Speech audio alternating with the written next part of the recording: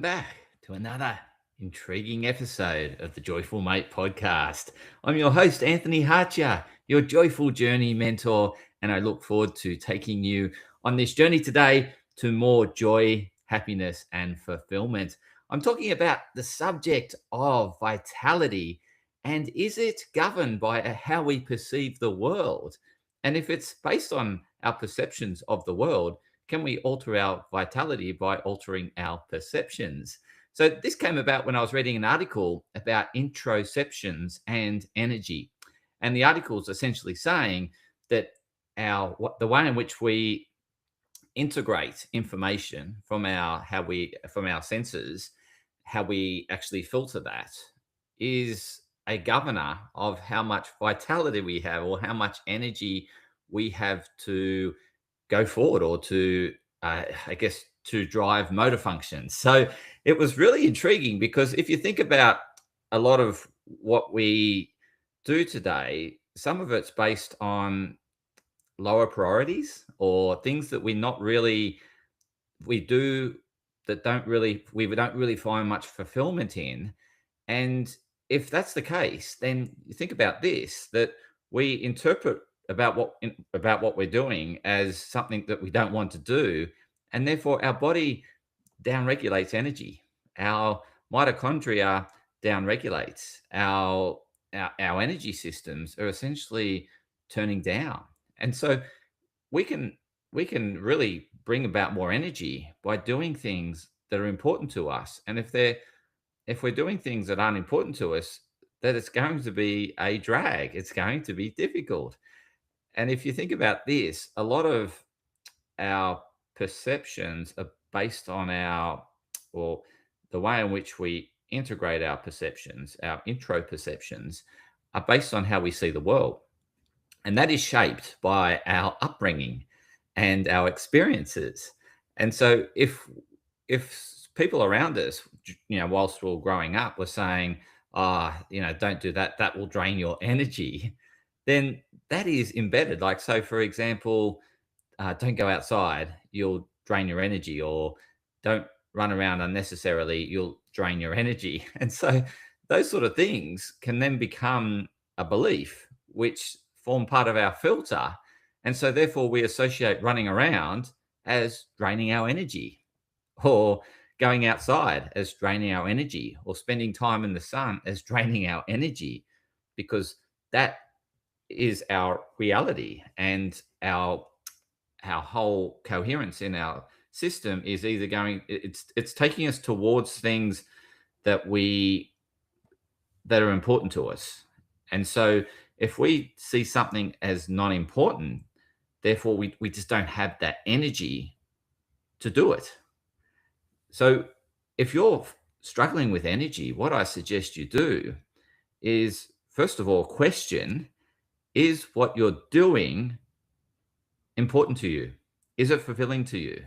Is it something that is it has a magnetic pull towards? I was interviewing someone on my Health Up podcast the other day, Michelle Chung, and she mentioned that one of her clients listens to her heart, or I guess connects with our heart, and if her heart expands whilst she's doing that activity, then there's a electromagnetic attraction towards it.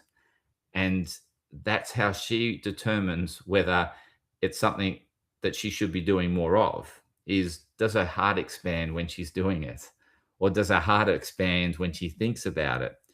And if we're quiet and still enough and we don't have a noisy mind, we're in that more calmer state. We drop the beta waves, drop the activity in our brain and get more calmer.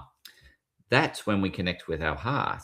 And if our heart is singing and it's really drawn to something that we're thinking about, then that's something we should do more of. That's where we're going to bring, or I guess, collate resources in our body to generate power, to generate work, to do what we want to do. So really think about, if you're feeling drained, what is it that you're doing? And think about, when you're most energized, what is it that you're doing.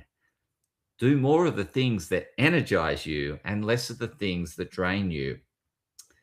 However, if your heart's expanding and you're drained of energy, then you want to think about what's shaping that. Is that an old belief that's stopping you from gathering all those resources to do work? Or is it that could be something else like sleep, for example, or your nutrition that's having an impact, or non-native EMFs? Like, are you surrounded by electromagnetic fields that are non-native to humans, such as mobile phones and Wi-Fi and antennas and televisions and screens and all those things, downlights, all these things that are man-made? They emit electromagnetic frequencies that can really affect our internal coherence and our ability to gather resources to do work. So it could be something else if your heart is expanding, but you don't have vitality. So that's what I want you to think about in 2026, the year of the horse, the year where we go galloping forward. We know we've done the shedding. The snake has shed its skin. We've unpeeled the onion. We've got rid of the old baggage, and we want to gallop forward into the new you. New year, new you. We want to be really doing more of the things that energize us, that expand our heart, that bring about vitality through collating resources within ourselves, because it's so important to us. So that's the message I want to finish 2025 with. I want to thank you for supporting the Joyful Mate podcast. I've really enjoyed taking you on this journey. Yes, the podcast is 1 year old. I've done over 60 episodes on this podcast, and I'd love to hear as to what you want to hear more about. But as you know, joy and fulfillment and happiness are very much correlated to your vitality.